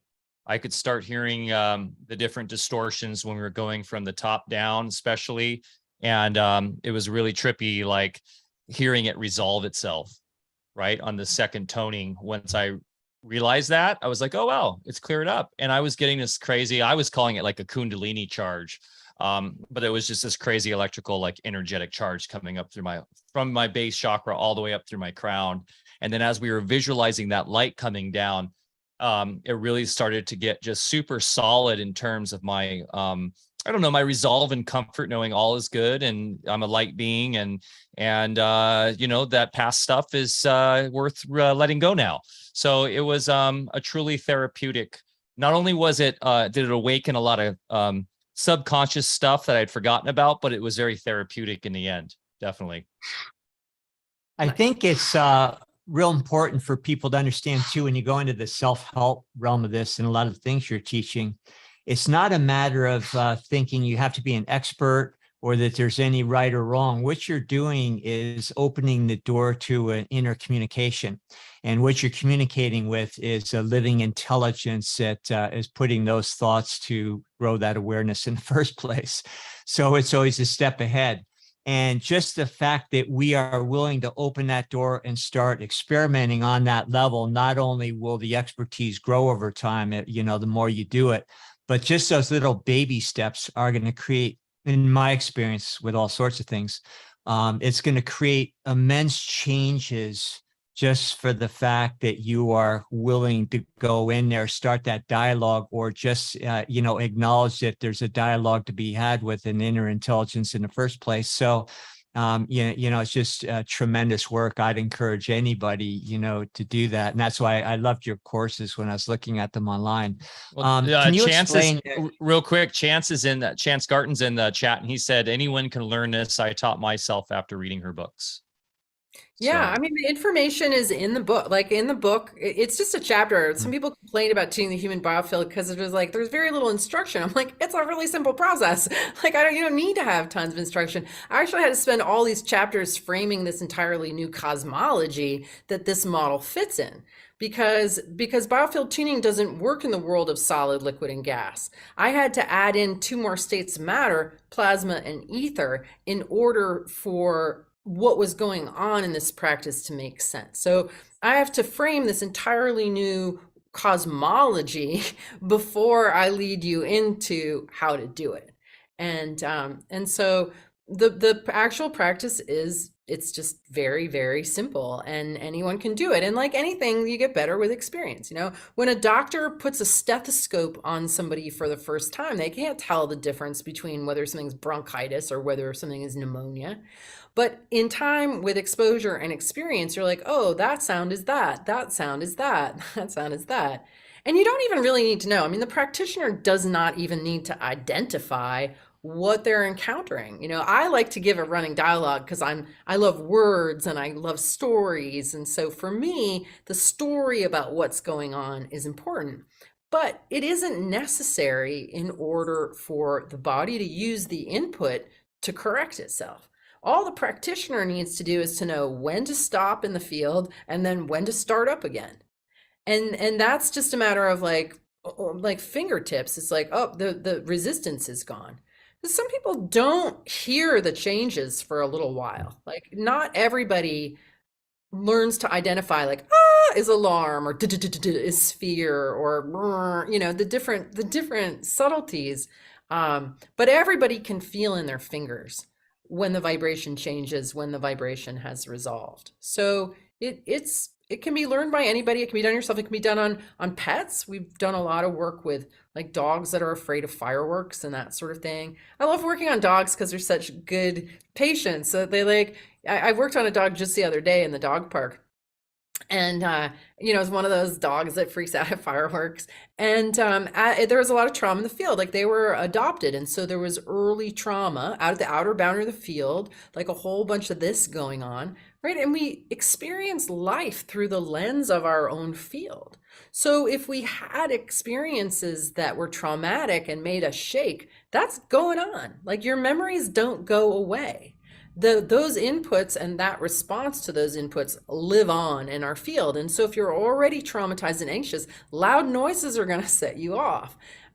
So this particular dog, as I'm working in the outer edge of its field, I just had my sonic slider with me. That was it, just a weighted fork. And he started to snort and sniffle and like sneeze and then shook when I was done. And then they'll go and they'll get water right away. You know, like they do the right thing. They respond really appropriately to the intervention. Kids and animals are the best. They're the easiest. They're just, there's just less stuff in the way. And, you know, for people that can't feel as readily, you know, maybe don't have that sensitivity as close to the surface, just doing some of these frequencies with your tuning forks, you know, in a general sense is going to open that up and help them develop that sensitivity. So could you tell me, since I bought one yesterday, a little bit more about the sonic boost? Oh yeah, the boots. So I invented a couple of different accessories to go on. I'll just go in order. I'm missing one of them at the moment, but one of the things that people make for tuning forks are what they call gem feet, which is like a little boot like this, except it's got an embedded rose quartz or you know, regular quartz, different kinds of stones. And so I had gotten some of those and was trying to figure out if I could tell, like, okay, is this the amethyst or is this the rose quartz? And I couldn't tell. And I'm pretty sensitive to crystals and stones. Like my homeopath discovered years ago when I was in like 28 that he could hand me any vial of a homeopathic remedy and I could tell him what the vibrational quality was just by feeling it. So I'm extremely sensitive to subtle vibrational information, but I couldn't tell with the gem feet. So, and they're expensive. They're like $90 or more. So I decided to make an attachment that was like a gem foot, but that was just stainless steel, just to give extra surface area, right? And so this one's really nice to use on the face or to use two, like on either side of a joint, right? So this is called the contour boot. And then we created what's called the circuit boot. And this one has these little divots in it. So it's got 16 divots. And these screw on to the end of the handle, a little inset screw and an Allen wrench. And this is very much an amplifier. So when you activate the tuning fork and you put it on yourself, the sound is spread out and it's amplified. So it really, really strengthens the current of what you're feeling. And just super useful. Like it just feels really good. You can slide this on yourself, you know, or you can still slide the handle if you want. And then the third thing we created was a sleeve that's a handle extender that makes the handle like long and big and easy to hold. And that's nice. You can like heat it up under hot running water, and then you've got this sort of nice warm surface to slide with. It also makes it easy to kind of get into things like knots on yourself. This is Yeah, I super got that one useful. too. Yeah, super useful for massage therapists, any kind of body worker, or even somebody who's like a counselor. You have people coming in who are anxious, just hand them the sonic slider, show them how to put it on themselves. I have a nurse in an emergency room who everybody in the emergency room lines up. They line up for their 5 minutes with the sonic slider, the doctors and the nurses, because it's sort of, it gets you to relax, to drop in, to take a breath. It's grounding, right? Just the whole purpose of sound healing is to bring us into like a relaxed, aware presence, to just show I up got the, and yeah. be groovy. This is what it's all about. Music, all the sound healing, the chanting, the bells, the gongs, the bowls. It's all about like, just come into this moment in a regulated state. Everything's okay. All is well. We're not freaking out about anything. And it's okay to be fully present, right? So that's the aim. And just something as simple as just hanging out with this for a couple minutes gets you to drop into that state. Yeah, I got the handle. It looked like it might be handy for trigger points and things. Trigger points I've integrated a lot in, early on with the work of Travella and those folks, and integrated that in with meridian therapy because it's more of a myofascial approach. So just being able to deliver the sonics, while you're working out trigger points and everything seemed like it might be a good idea. Yeah, absolutely. I mean, every massage therapist that I work with regularly, I've brought them a boot and a handle extender and a sonic slider, and it feels so good to have them work on me. Another easy tip is to do what I call a spine slide. So where you take it, and you can do it with the handle extender or the boot. You definitely need an attachment. You can't really do it with just the regular handle. And you start at the occiput ridge at the atlas bone, and you slide the tuning fork along the spine, and you can tell when you hit vertebrae that are not in resonance. I call them anomalous vibrations, and the fork will actually slide to a stop wherever these anomalous vibrations are. So again, you're providing a mirror, you're providing a rhythmic input, and the vertebrae will use that input to like adjust itself and bring itself into the right rhythm. And so you just slide right down the spine, stopping at any place that's funky and then going along again. And you can go either direction. And what it does is it gets the whole spinal column like vibrating in the same, they're singing the same song basically. Because like I find with people who are very compartmentalized, which I certainly was, as my trauma response was to wall off great parts of myself and just not go there. And you can hear it in the spine when people are they're much more present in their upper body and not really in their lower body or their lower mid back. So it just really literally brings people into center and into inner order and inner harmony simply by 5 minutes going up and down the spine. It's an incredible gift to give somebody. It fits in so beautifully with chiropractic or massage or what you do. We need to bring back the large gongs to the town square. Well, we don't even have town squares anymore, but you know what I mean? Because that's a similar idea. Imagine if we had a society where we met every morning and we hit the gong and everybody had the vibrations through and got centered before they went off for their day, right? Like they used to. The church bells. I mean, I don't know. I've been going down that Tartarian rabbit hole, and part of what's been really interesting to me with old world architecture is all of the bells, that there were these massive bells, these gorgeous bells, and that they were everywhere, and that they were the bells and the organs kept the evil spirits away. So just like the tuning forks clean out the field, turn the stuff that's heavy and dark, we alchemize it back into light. And I'm using tuning forks to keep the field clean and bright and flowing and myself healthy. These bells in all of these towers had the same intention, just what you said. And what's really tragic to me is that so many of them were destroyed in both World War I and World War II. They were melted down and turned into munitions. And the term bellwether, right? It's the bellwether for something. Think of that word, right? That's literally, how and that ties into weather and intention and the waters above, waters below and all that. But interesting when you tie that word in because, every morning, you'd have the bells chiming and that starts your day. And I love the sound of bells. I used to have those. Fortunately, in the town I grew up still from our Catholic church, still had those. But isn't that really depressing and sad? They took those bells and made them for murdering people. I mean, that's how dark the realm is right now.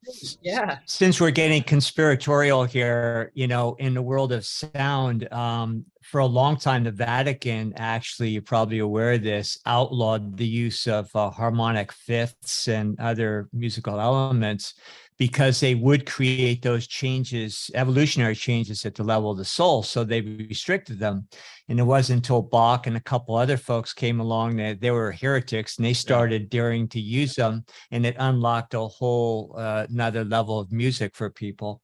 Here, one of our near future projects on the farm is we're going to recreate a sound studio, but it's going to be, just a small building just for sound. Back in the 80s, when I was doing some sound work, I brought out a woman by the name of Sherry Edwards. Have you ever? Oh yeah, I'm really familiar with Sherry. Yeah, I mean, remember, I really started off as a researcher, so I try to take a good look at everybody who was out there and everything that they were doing. Yeah. I kind of assumed you'd know her more for our audience. So, but anyway, before she was well known, we brought her out to our clinic in Maui, and she helped me set up my first sound room in my clinic. And we trained our staff and everything.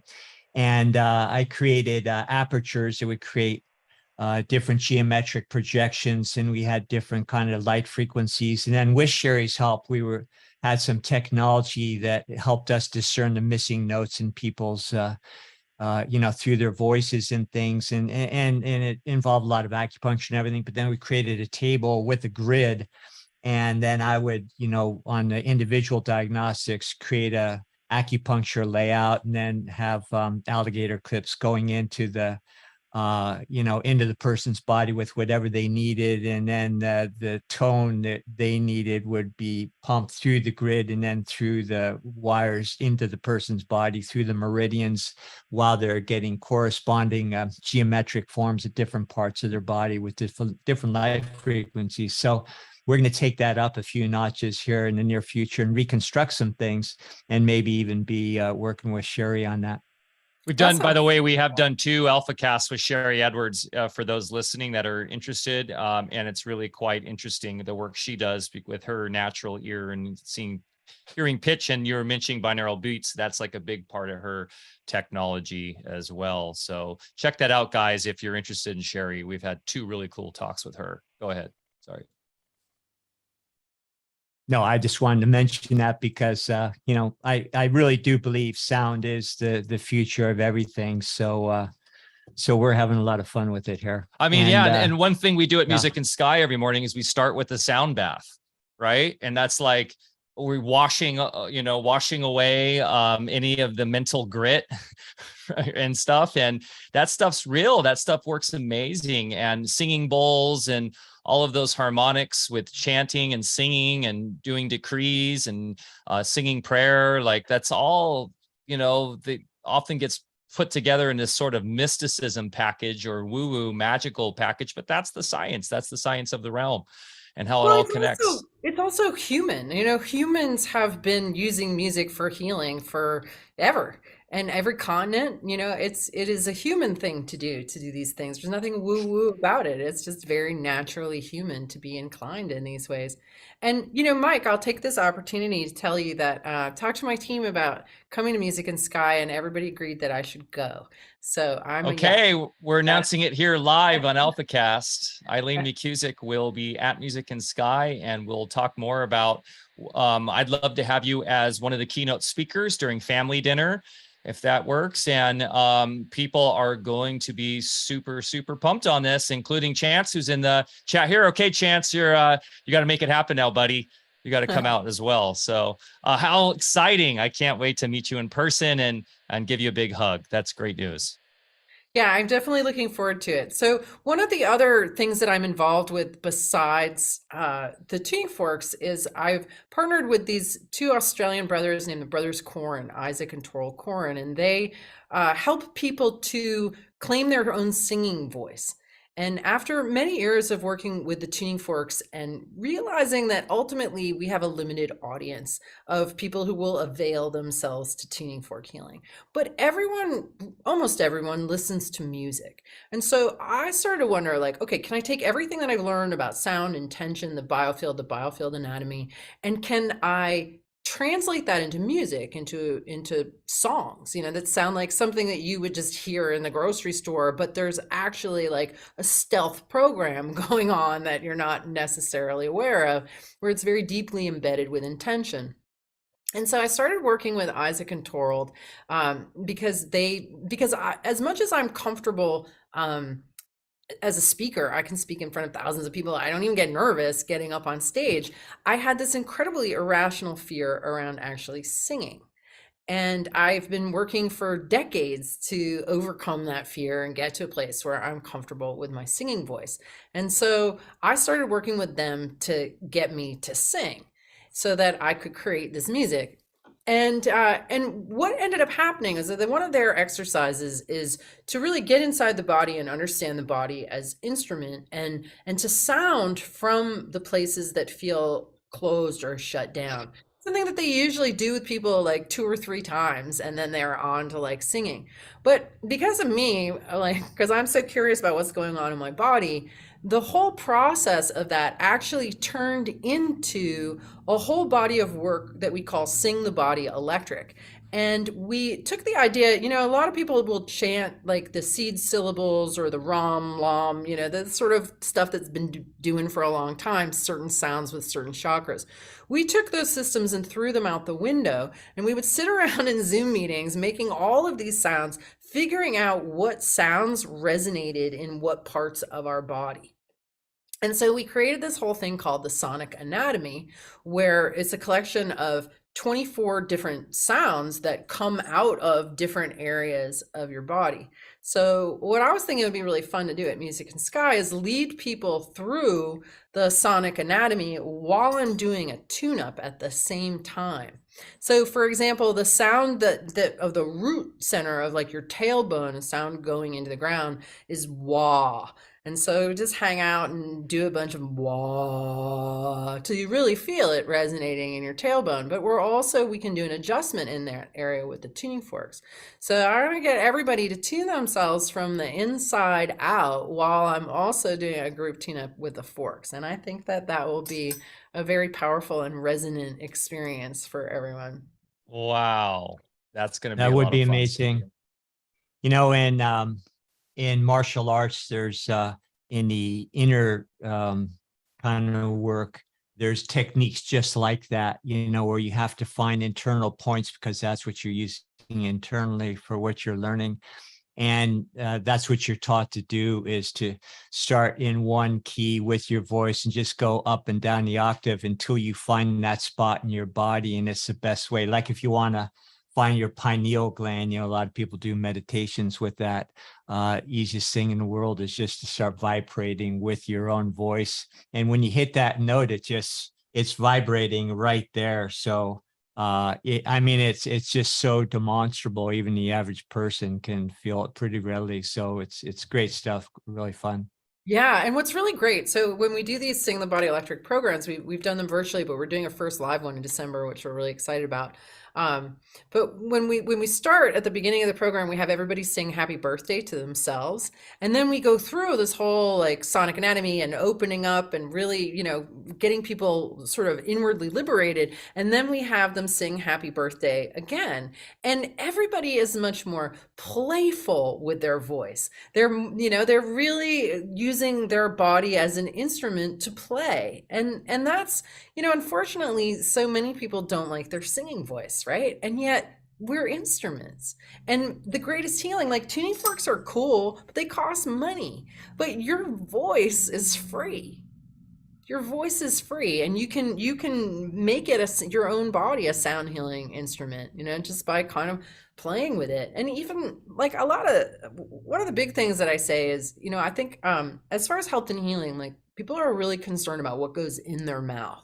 The whole like clean food thing. And I'm like Mike, and like I'm a locavore, but I'm also an opportunistic eater. Like I'll eat whatever, wherever. I, travel a lot, gotta eat whatever, and do happily combust it with my vigorous electric digestion. Like I used to not be able to have dairy and wheat, and like so many people are like and I used to be like that too, until I like got my biofield in order and understood that this is all electric, and that this, as long as I'm like juiced up and my battery is strong, I can combust anything for the most part. Oh, I haven't tried on McDonald's or anything like that. I avoid that experiment.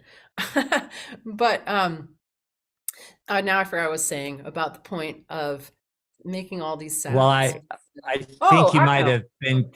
What goes in your Well, mouth? I was just gonna. Yeah. Right. What comes out of your mouth, right? This is the power of the word. And that, Exactly.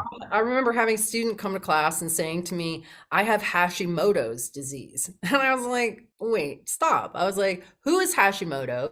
Why do you have his disease? And why are you saying that?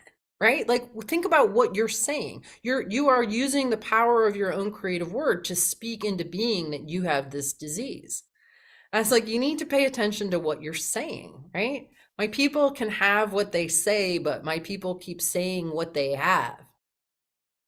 And like but just with our own word, we can speak ourselves into health. We can speak ourselves into whatever. And people are very irresponsible with their words. There's a lot of blah, blah, blah, blah going on, and not a lot of like words, power, and sound, like, clear manifestation and declarations of our health and well-being. So, our great sound instrument is right under our nose, really. And sorry to say, but the conventional medical system in its present state is practicing black magic, not because all the doctors are, evil or have bad intentions, but when you speak those belief systems into a resonant, audible sound, and especially followed by I am or I feel some such thing, then if you understand everything we've been talking about today, and then you go to, speaking those sorts of words about yourself, you cannot escape the fact that you are creating that as a manifestation in your reality. It is such basic science. And to think that we have a medical profession that deliberately does that and fosters that whole ownership of a malady just because you have symptoms that meet so many numbers of a criteria that then, define that symptom or that syndrome, then I have that, and then you become that. And that's all they do. It's nothing different than voodoo. So we really have to get a lot smarter about sound. Yeah, I completely agree. And it is like voodoo. There's just a lot of lies in that whole model as well. It's just based on falsehoods. And I think it's really important that we move the medical model forward with an understanding of our body's electrical system and electric health. It's just much more elegant. It's much easier to treat electric health. This is the blueprint. It's the template. If your electric system is in order, then your physiology follows that blueprint. So if we want to fix it at the level of the blueprint, and then the body fixes itself. And, if we stay harmonious, then the body stays harmonious. And in all fairness, there are some great medical doctors that are really climbing on board, but not only that, but pioneering some good stuff like Dr. Tennant. And I know you're very familiar with his work. Yeah. Jerry's, was a really, his book, Healing is Voltage, when I came across like low pH is the same as low voltage, I was like, that's the keystone of translation from chemical speak to electric speak right there. Because all of a sudden you're just like, oh yeah, it's the same thing. Like, well, I'm not going to talk about low pH. I'm going to talk about low voltage. And I want to, a healthy system has optimized voltage in it. And an unhealthy system is like a dim battery, it's like a dim flashlight. We're either like fully bright or we're dim and then we're fading away. And Yeah. you can eat all the vegetables in the world and drink all the celery juice in the world, and you're not going to necessarily raise your voltage, because that's not necessarily releasing the tension that's creating the restriction that's stopping your flow from being optimized.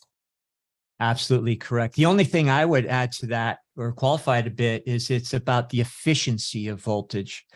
For instance, pH is very relative. It's a lot, people don't understand that. So if you're measuring pH, I've talked a lot about it on our podcast, you take a lot of other measurements, and then the resistance measurement, which we call pH, then becomes part of a larger equation with other molecular extrapolations from bodily fluids that tell you conductivity and all sorts of other things. And then it tells you the efficiency, that line of resistance for electricity in your body. Then you can customize and understand, well, you know, a proper pH would be different for each one of us. But just generally speaking, you know, if somebody's like way in the acidic range or something, you know, it is an indicator that, you know, maybe something is going south. And yeah, it's all about relativity and efficiency. And then, of course, the more efficient we get, then we are literally a superconductor, which is how our body was originally designed, which means we have signaling with little or no resistance, which means we're really not burning ourselves up or having any reason to age in the first place. Yeah, I mean that's definitely been my experience with this work. You know, I'm 53. I don't have any health issues at all. Well, I did actually. I was in a motorcycle accident a few weeks ago, and I fractured the outside of my left ankle. The only place that I had a weak zone in my whole body where I've had all the health issues that I've ever had have been in my left foot. And I went tumbling down the road, and the only place where I got an injury was where I had a previous weakness. But because my voltage is high and because I'm exposing myself to good things, I was able to walk on my fracture 2 weeks after the accident.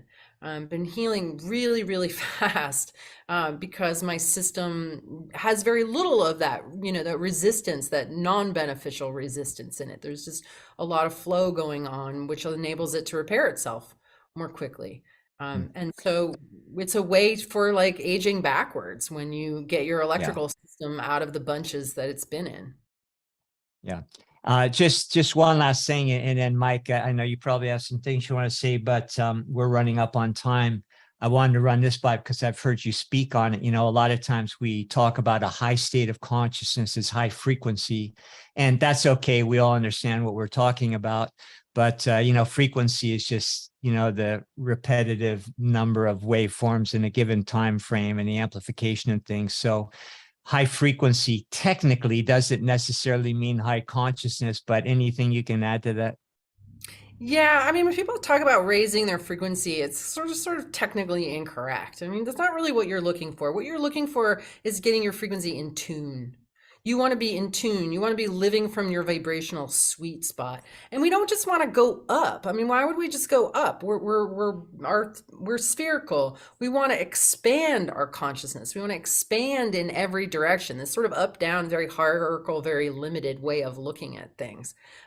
There's also this sort of demonization of low vibes. You know, like what about bass frequencies? Or we need low frequencies to sleep and to rest. So it's really delta waves, right? Yeah, it's like incorrect language. I think I'm more interested in us clarifying our signal, raising our voltage, expanding our consciousness, right? That's all more speaks to the feeling that is going on. This sort of raising your vibration is just limited, and it's not useful language. Perfect. Thank you.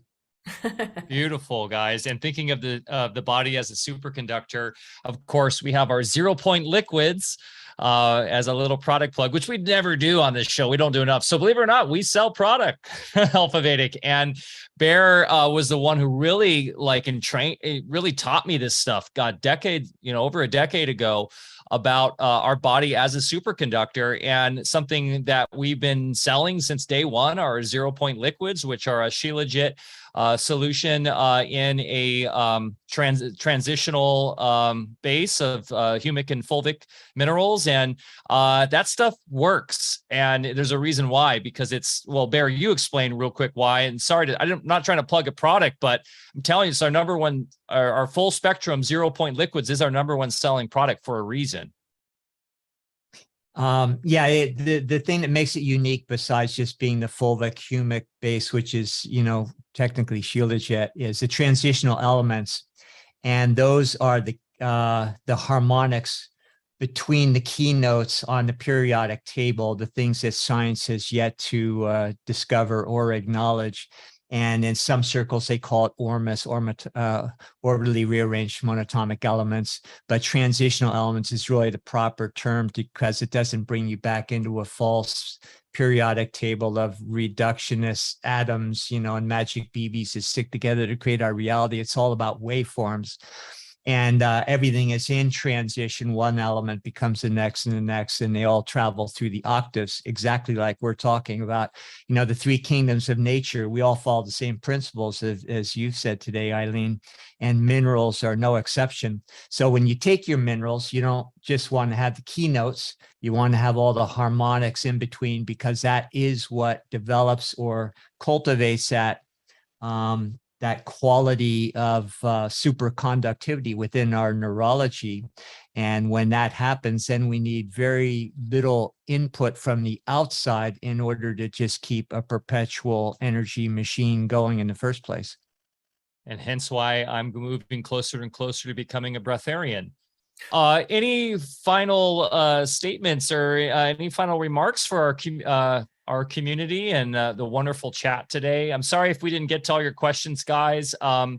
Eileen, can you drop in your information so people can know how to get a hold of you? And because there were some phenomenal questions I couldn't get to today, and actually some very advanced questions too.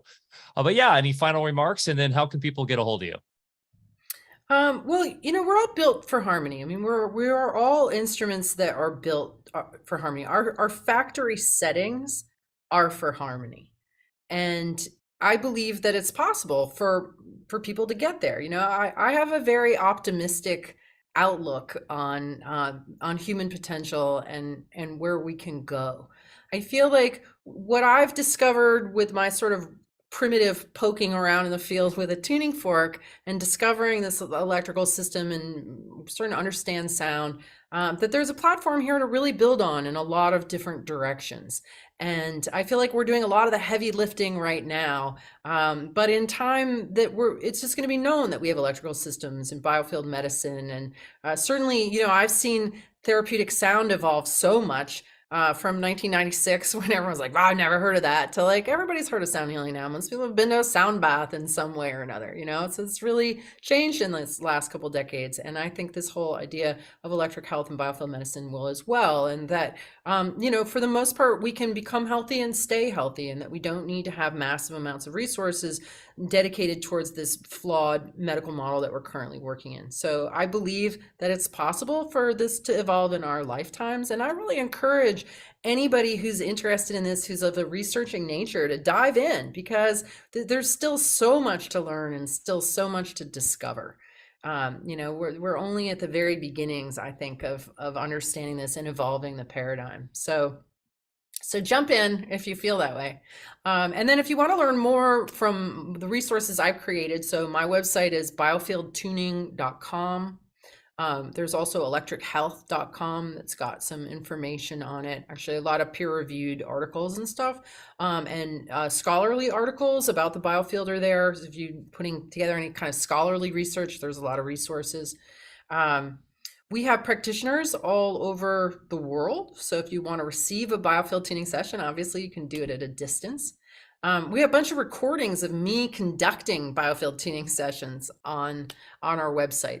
There's a handful of free ones, and there's ones, all kinds of stuff that you can listen to there. And just recently, I started seeing clients again. So I'm available in a very limited way, but I am available if anybody wants to have a session with me. And I know that Mike can give some kudos to that experience. So and what else? I have a YouTube channel, so I got a lot of content on YouTube, so you can check that out. Just search my name on YouTube. Also, are you putting on a special workshop in December? Are you the one putting that on? Because I know our friend Will, who is an active practitioner in biogeometry and a lot of different things, has already signed up for that in California. Are you involved with that, or are you just speaking at that? Well, so that's the Shift Network is putting on an in-person sound healing retreat in Asilomar, which is in Monterey, California. That's December 4th through 10th. And that I'm going to be there with the Brothers Corn. We're doing the first ever live Sing the Body Electric at that sound healing retreat. My good friend Geraldine Glass, who's a master crystal bowl player. There's gonna be drumming, there's gonna be chanting, there's gonna be all kinds of stuff. And it's a whole week. So it's gonna be a very immersive experience. I'm really looking forward to it. I think that if anybody wants to come to that, it will be very transformative. And Isaac and Toroidal and I are pretty sure that we're gonna have an electric choir by the end of it, that we're gonna have people really enjoying their voices and feeling a lot more free. And actually, there's one more event coming up this Saturday and next Saturday with Andy Kaufman and his True Medicine University. I'm doing like a kind of tuning forks and electric health 101 kind of thing. So if you want to learn more about the sort of premise of electric health, how sound impacts it. And actually my friend Victor Wooten, the legendary bassist Victor Wooten, who's very much a healing musician himself, is coming in for a guest appearance to talk about how he as a musician uses his instrument in a healing way. So check out True Medicine University with Andy Kaufman, and that's this Saturday and next. Thanks so much for bringing that up. I was going to actually, I had that in my notes here to mention, since I believe we're even an affiliate for that. So I'll get the link up in the show notes below, as Andy's a close friend of ours as well, and we always want to support him. So that's so cool. You're connected with Andrew and you're doing that amazing stuff. You're really doing the work and helping humanity. Thanks so much, Eileen. We appreciate you so much, and I'm excited to see you. Yeah, Eileen, thank you. Yeah, thank you guys. My pleasure for sure. Yeah, thank you, Eileen. And thank you for sharing your amazing work. I will be a regular student from here on. And since you're coming out to Music and Sky, I won't be there. I've got a farm to tend to. And but I'm just a few hours further up north. You're always welcome to stop by here when you're on the West Coast. You're always welcome here at the. All right, that's great. I'll probably take you up on that. I know I spoke, Bear, a little bit, and Bear, you froze up on us here. But I did speak with Eileen a bit about the majesty of the Smith River yesterday and sold her on it. So she wants to come, and I said, bring the fam. You got to come swim in the emerald waters of this healing emerald waters of the Smith and come hang out at the farm. So let's definitely figure that out. That will be a hoot to hang out with you here. We can't wait for that. And thanks everybody for chiming in today on chat. For those who missed this, you can catch this replay on Be Sovereign, Sayer G's platform, which is now converted to unite.live. I believe that conversion's happening. We actually had a great crowd in all these different alternative platforms too, on Unite, on Odyssey, on we are on Facebook and all these. So please join us every Thursday at 10 a.m. Live, at 10 a.m. Pacific time in the chat, because it's a lot of fun. And then of course, this will go out as an audio podcast as well, which if you enjoy just listening, you can do that. That goes out to all platforms. So thanks again so much, Eileen. We appreciate and love you so much. And everybody who resonated with this, please give us a thumbs up, a like, share with your friends and family. That really helps spread the word. And remember to get outside, get your feet in the dirt, go plant something, grow something, go for a hike. Mother Nature is our best teacher. And so give her some love back, will ya? We love you guys. We'll see you next week. Thanks. Cheers.